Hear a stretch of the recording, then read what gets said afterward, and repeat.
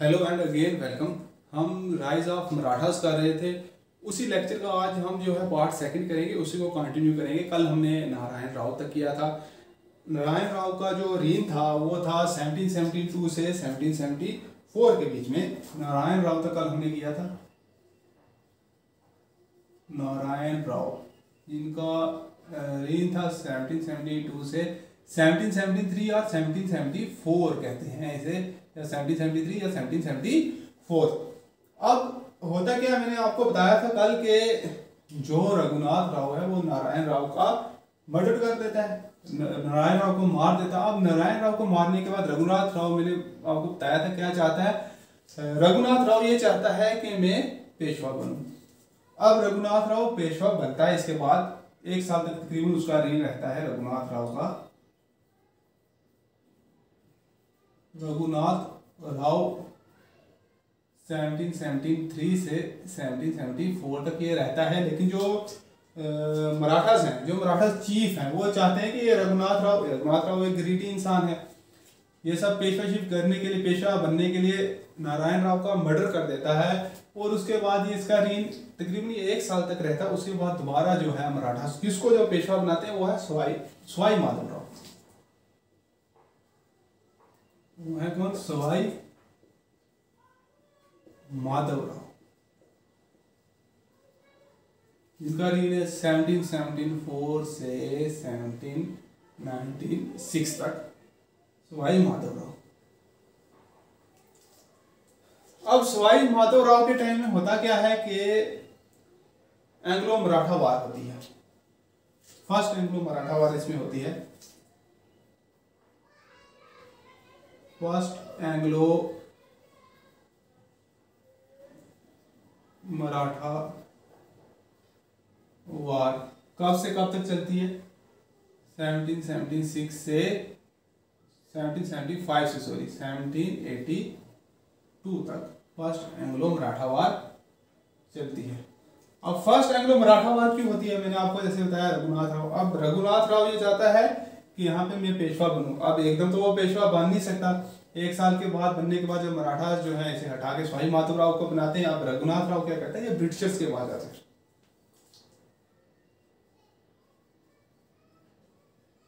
Raghunath Rao sought to help from British at Bombay. ये British से मदद मांगता है बॉम्बे जाके। यही जो रीजन होता है वो होता है फर्स्ट एंग्लो मराठा वार का। अब ये क्या साइन कर देता है इनके साथ? ट्रीटी ऑफ सूरत साइन कर देता है रघुनाथ राव। क्या साइन करता है? ट्रीटी ऑफ सूरत। ये याद रखना आप, मैं यहाँ पे शॉर्ट में लिख रहा हूँ। फर्स्ट एंग्लो मराठा यहाँ सवाई माधवराव का रीन है। यहाँ पे जो रघुनाथ राव है पेशवा बनना चाहता है। अब ये अंग्रेजों के साथ जो है ब्रिटिश के साथ मिलकर ट्रीटी ऑफ सूरत साइन कर देता है। कौन? Treaty of Surat signed by, लिख देता हूँ मैं यहाँ पे, रघुनाथ राव।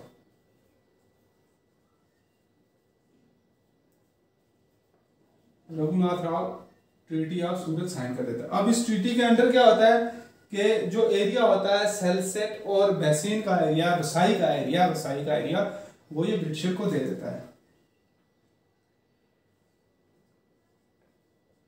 अंडर दिस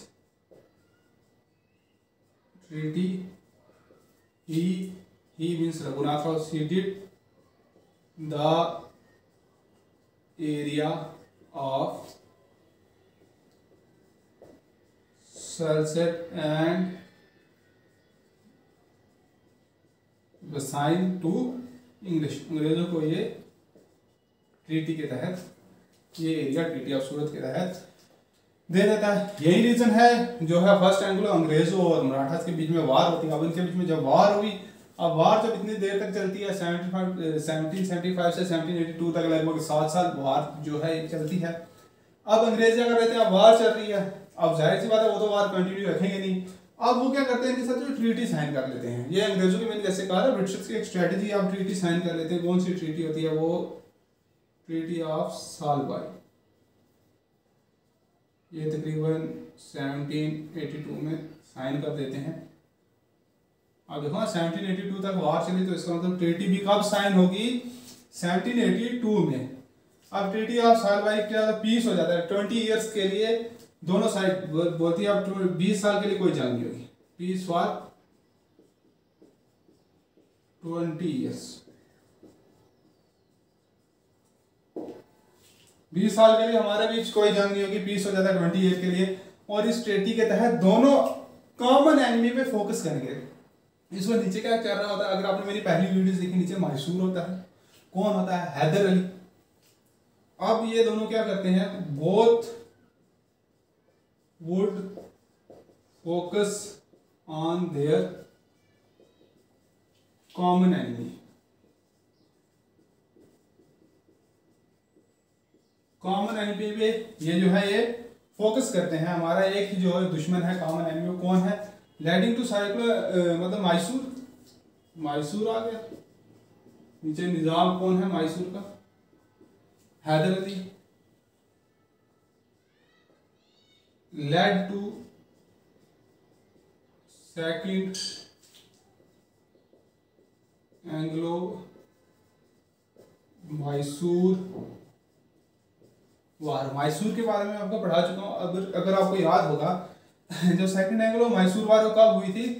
1780 से 84 के बीच में। अगर आपने पढ़ा है आपको याद होगा, भाई वही चीज है, रिलेट करके चलना है ना। अब मैंने आपको बताया था मुगल एम्पायर वीक हो रहा है, मराठास राइज हो रहे हैं, नीचे मैसूर है, हैदराबाद है वो राइज हो रहे हैं, बंगाल जो है वो राइज हो रहे हैं। इसीलिए आपने हर एक चीज को जब भी आपने पढ़ना है, आपने इसको जो है वो रिलेट करके जो है वो पढ़ना है। अब ट्रीटी ऑफ सालबाई यहाँ तक आ गए हम। अब नेक्स्ट इसके बाद क्या होता है? ये डिफीट करता है निजाम, किसके निजाम को? Nizam of Hyderabad. Battle of Kharda में कौन डिफीट करता है? सवाई माधवराव। ठीक है, ये आप लिख लेना। Defeated Nizam in the battle of Kharda. Battle of Kharda में ये निजाम को हरा देता है। निजाम कौन सा? हैदराबाद का। ये आप नोट डाउन किया करें, मैं शार्ट में थोड़ा लिखा रहा हूँ ताकि जो वीडियो जो है वो ज़्यादा लंबी ना हो जाए। यहाँ तक आप सबको क्लियर है? ऐसे मैंने आपको बता दिया, नारायण को मार के रघुनाथ राव 1 साल तक तकरीबन पेशवा रहता है, लेकिन मराठा जो है वो सवाई माधवराव को पेशवा बनाते हैं 1774 से 1796 के बीच में। इस टाइम में फर्स्ट एंग्लो मराठा वार होती है जो 1775 से 1782 के बीच में चलती है। रघुनाथ राव क्या चाहता है? ये ब्रिटिशर्स के पास जाता है, ये पेशवा बनना चाहता है, इसलिए तो ब्रिटिशर के पास गया। अब उनके साथ ये ट्रीटी ऑफ सूरत साइन कर देता है, sign by Raghunath Rao. Under this treaty he ceded. Treaty of Surat किसके साथ साइन करता है? जाहिर सी बात है ब्रिटिशर से हेल्प मांग रहा है, ब्रिटिशर्स के साथ ही ट्रीटी साइन करेगा। Under this treaty he ceded the area of Salsette and Bassein to the English. Salsette और बेसिन का एरिया ये किसको दे देता है? अंग्रेजों को दे देता है।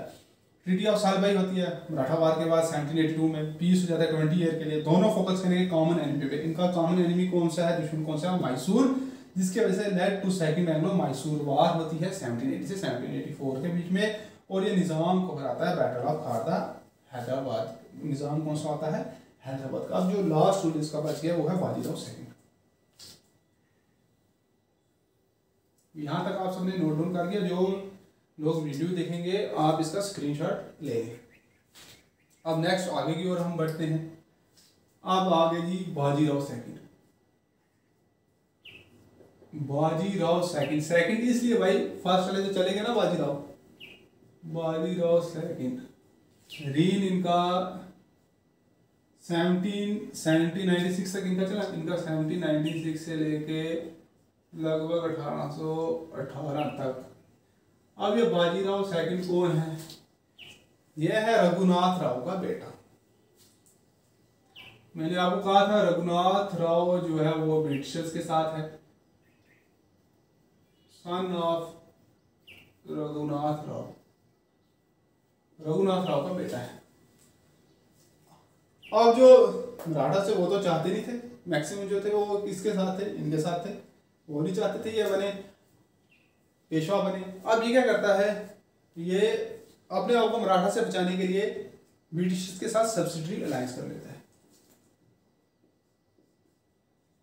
For protection against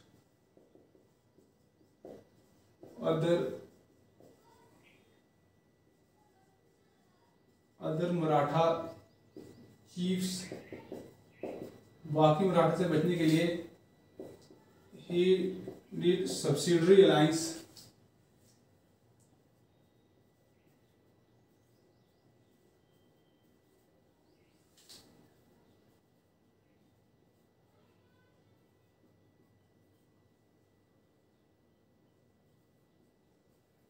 with Wellesley. Richard Wellesley उसको यहाँ का गवर्नर होता है, उसके साथ मिलके protection against other Maratha chief she did subsidiary alliance with Wellesley. अब सब्सिडरी अलायंस क्या होता है, जब मैं आपको गवर्नर जनरल पढ़ाऊंगा उसके बारे में आपको बताऊंगा सब्सिडरी अलायंस क्या होता है। इस वक्त मैं आपको बता दूं सब्सिडरी अलायंस ये होता है कि ब्रिटिशर्स कहते हैं कि जो भी यहाँ पे जो ये स्टेट्स हैं हम आपको जो है प्रोटेक्शन देंगे। जो ये स्टेट्स होंगी, जैसे मराठा स्टेट है, ये प्रोटेक्टेड स्टेट होगी और ब्रिटिश पैरामाउंट पावर होगी, और ब्रिटिश का काम होगा प्रोटेक्टेड स्टेट की क्या करना, हिफाजत करना। और प्रोटेक्टेड स्टेट क्या करेगी, सब्सिडरी अलायंस के अंदर अपने अंडर एक आर्मी मेंटेन करेगी, एक कॉन्टिजेंट मेंटेन करेगी, एक आर्मी मेंटेन करेगी जिसका हेड ब्रिटिशर ऑफिसर होगा, और उस आर्मी को वही मतलब सब्सिडरी अलायंस जो स्टेट होगी वही उसको मेंटेन करेगी, और ब्रिटिशर्स को उसके बदले में मतलब पे करेगी अगर वो फेल हो जाती है पे करने में, ठीक है। तो ब्रिटिशर्स क्या करेंगे, सब्सिडरी अलायंस के तहत ये लिखा होता है अगर कोई भी मतलब स्टेट फेल हो जाती है, वो कुछ पे नहीं कर पाती, तो ब्रिटिशर्स उस टेरिटरी का एरिया जो है वो उस टेरिटरी का एरिया को क्या कर लेंगे, सीड कर लेंगे, अपने कब्जे में ले लेंगे। इसके बारे में डिटेल जो है आगे जब वीडियोस बनेगी गवर्नर जनरल में हम डिस्कस करेंगे, उसको डिस्कस करेंगे सब्सिडरी अलायंस क्या है, ठीक है। रिचर्ड वेल्से के साथ ये सब्सिडरी अलायंस कर लेता है। अब सब्सिडरी अलायंस करने के बाद ट्रीटी ऑफ बेसिन होती है।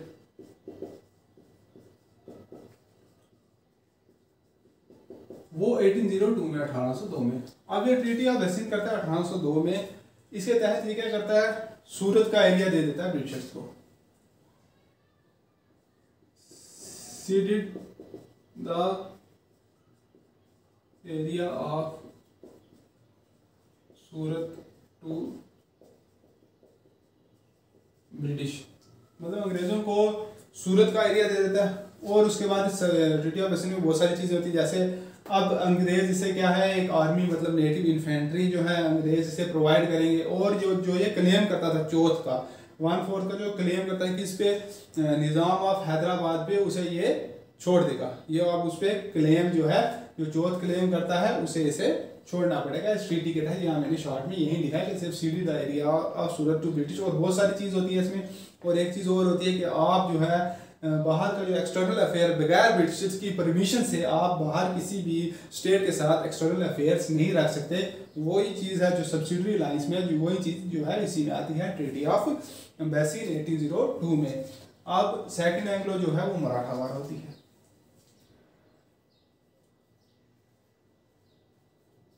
सेकंड एंग्लो मराठा वार 1803 से लेके 1805 में। अब सब्सिडरी अलायंस ने किया ट्रीटी ऑफ बेसिन की, उसके बाद सेकंड एंग्लो मराठा वार हुई। आई होप आपने ये सब जो है वो नोट डाउन कर लिया होगा। अब इसी को आगे कंटिन्यू करते हैं। एंग्लो मराठा वार 1803 से 1805 में। अब जो भोंसले और सिंधियास होते हैं, भोंसले एंड सिंधियास। अब पेशवा तो ये है, पेशवा ने सब्सिडरी अलायंस कर लिया है, लेकिन जो भोंसले एंड सिंधियास हैं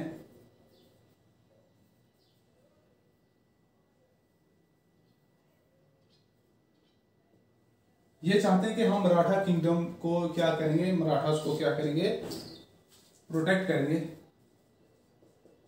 wanted to save Maratha kingdom.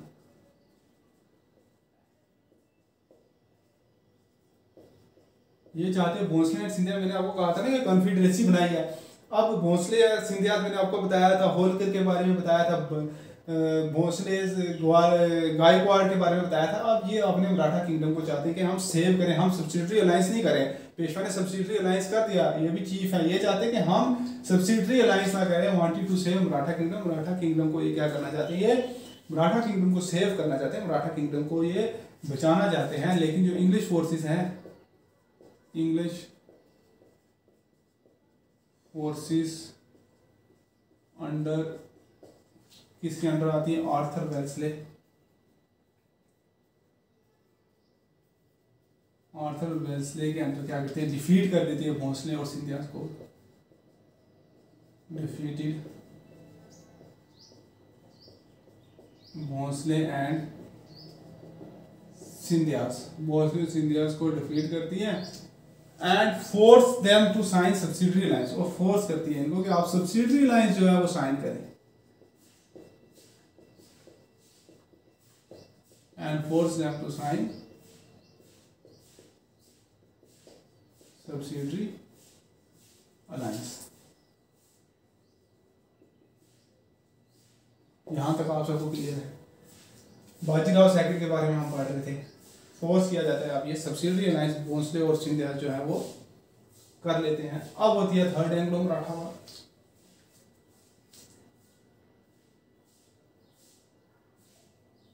Third Anglo Maratha वार। अब जो थर्ड एंग्लो मराठा वार होती है वो होती है कहाँ तक है, 1817 से 1816 से 1818 तक, 1816 टू 1818, कई बार आ जाते हैं 1817 से 1818 या 1817 से 1819, अप्रॉक्सीमेट ये है, यही डेट है जो इस साल के दरमियान होती है, 1816 से 1818 के बीच में। अब जो है थर्ड एंग्लो मराठा वार होती है। अब क्या होता है इसमें, अब पेशवा क्या करते हैं, इसमें होता कैसे, वार कैसे होती है, Peshwa attack British residency at Poona, जो ब्रिटिश का रेजिडेंसी होती है वहाँ पे पूना में, वहाँ पे अटैक करते हैं।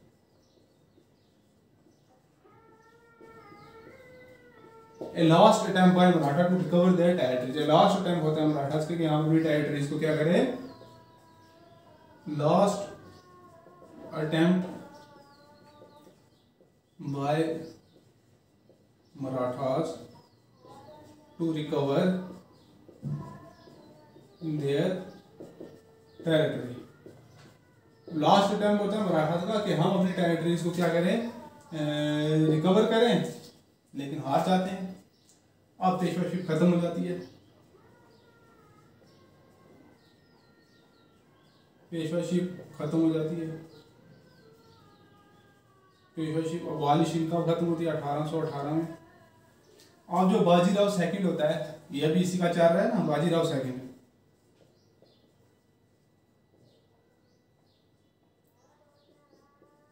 was exiled to Bittur near Kanpur. British इसे रिटेन करके कहाँ पे रखते हैं, बाजीराव सेकंड को कानपुर में रखते हैं। आपने समझिए, नोट डाउन कर लिया। हम बाजीराव सेकंड का पढ़ रहे थे, एक बार फिर मैं आपको बता देता हूँ, रघुनाथ राव का बेटा है। अब मराठा से, बाकी मराठा चीफ से बचने के लिए सब्सिडरी अलायंस कर लेता है रिचर्ड वेल्सले के साथ। अब उसके बाद ट्रीटी ऑफ एसिन साइन करता है। ट्रीटी ऑफ एसिन में क्या होता है, एरिया सूरत का ब्रिटिश को दे देता है। और मैंने आपको कहा कि इंटर अपने एक्सटर्नल अफेयर बगैर ब्रिटिश के परमिशन के नहीं जो है वो एक्सटर्नल अफेयर मेंटेन नहीं कर सकता, ब्रिटिश के परमिशन। और ये एक ब्रिटिश इसको एक आर्मी देते हैं, एक इन्फेंट्री देते हैं। उसके बाद सेकंड एंग्लो मराठा वार होती है 1803 से 1805 के बीच में। अब इसमें क्या होता है, भोसले और सिंधिया चाहते हैं कि हम मराठा किंगडम को जो है सेव करें, लेकिन जो इंग्लिश फोर्सेस है आर्थर वेल्सले के अंदर भोसले और सिंधिया को डिफीट करती है और इन्हें फोर्स किया जाता है कि आप ट्रीटी ऑफ सब्सिडरी अलायंस करें। अब ये डिफीट हो गया, हार गया, सब्सिडरी अलायंस की ट्रीटी तो करेंगे। थर्ड एंग्लो मराठा वार 1816 से 1818 के बीच में। पेशवा जो होते हैं वो कहाँ, पेशवा कहाँ पे अटैक करता है, ब्रिटिश रेजिडेंसी पूना में। लास्ट अटैम्प्ट होता है मराठास के कि हम अपनी अब टेरिटरीज किसी तरह अंग्रेजों ने जो है वो रिकवर कर रहे हैं। पेशवाशिप 1818 में खत्म हो जाती है और इस बाजीराव सेकंड को ब्रिटिश रिटेन करके कहाँ पे रखते हैं, कानपुर में। आई होप मेरी वीडियो आपको समझ में आई होगी, मैंने अच्छे से समझाया। अगर आपको नहीं समझ में आए आप इसे बार बार देखें। और नेक्स्ट जो है मैं आपको यही कहूँगा, नेक्स्ट इसके बाद हम जब प्रिंसिपल स्टेट करके हम इसके बाद गवर्नर जनरल पे चलेंगे। मैंने आपको जियोग्राफी का बोला, जियोग्राफी जो है मैंने आपको पढ़ानी है। और गवर्नर जनरल को पढ़ने से पहले मैं आप सबसे यही रिक्वेस्ट करूंगा, अगर आपको गवर्नर जनरल के बारे में पढ़ना है, आप पॉलिटी की लक्ष्मीकांत बुक ले लेंगे, मैं उसके बारे में आपको बताऊंगा। उसमें क्या है, उसमें एक्ट्स दिए हैं, जो चार्टर एक्ट है। अब वो सारे मेरे लिए यहाँ पे लिखना जो है वो इम्पॉसिबल हो जाएगा, मुश्किल हो जाएगा। मैं लिखूंगा, वीडियोस जो है इससे लंबी बन जाएगी। लक्ष्मीकांत की नई एडिशन की बुक आई होगी, आप वहाँ से मार्केट से वो ले लें। बाकी जो उसके बारे में समझाना आपको जो है वो मेरा काम है।